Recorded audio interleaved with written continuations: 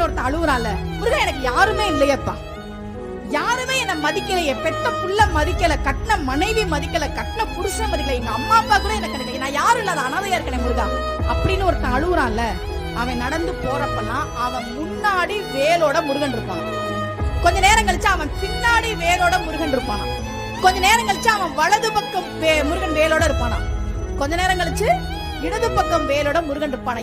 எவன் ஒருவன் முருகனை கையெடுத்து கூப்பிடுகிறானோ அவன் ஒருபோதும் அனாதையாக வாழ்வதே இல்லை.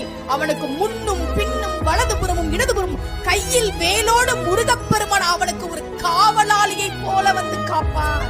அருணகிரியார் சொல்றார், யாரும் இல்லைன்னு நினைக்காதீங்க, முருகன் இருக்கான். சொந்தக்காரங்க பெருசா, முருகன் பெருசா? முருகன் தான் பெருசு. எனக்கு யாரும் இல்லையே, நான் அனாதையா இருக்கிறேன், எனக்கு இனி ஒரு நாள் நினைக்காதீங்க. உங்களுக்கு முன்னாடி பின்னாடி வலது பக்கம் இடது பக்கம் கையில் வேலோடு முருகப்பெருமான்